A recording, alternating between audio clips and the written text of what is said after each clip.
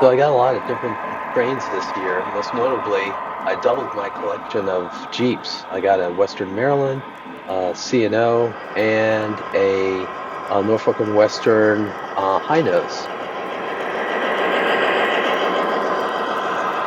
I added more steam to the roster as well, notably a JLC Y6B from Lionel.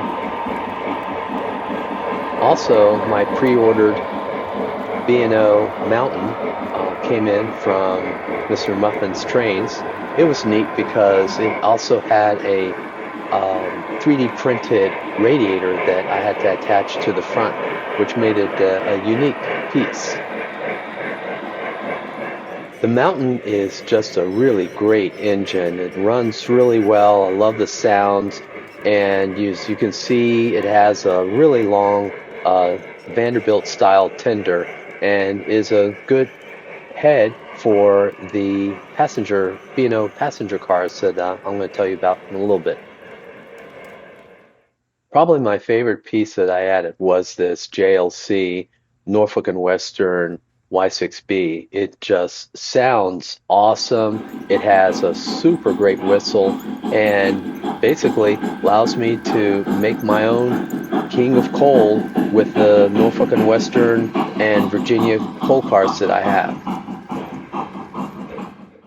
Last but not least, I also added a triplex from Virginian by MTH that was a PS3 model that was almost brand new that I got while I was at the Spring York show. My favorite passenger set that I added in terms of rolling stock was this Colombian passenger set by Lionel. It's aluminum and it comes from, I think, the 2004 or 3 time period.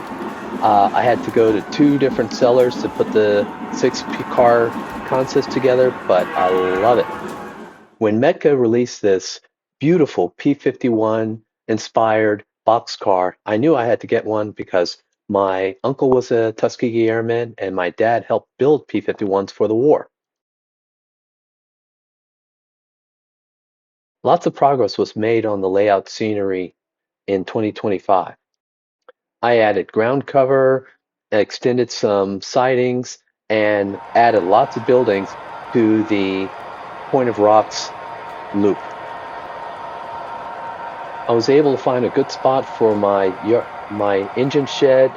I also added this MTH granary and found a bunch of different types of buildings from Menards. This Menards Main Street will look great in front of the backdrop for Cumberland.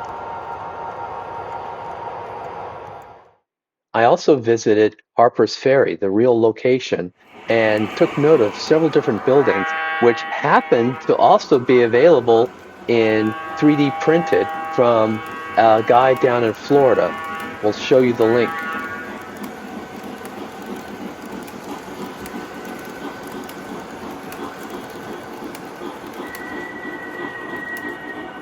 The Menards Church will be a good replica of the church that's in downtown Harper's Ferry.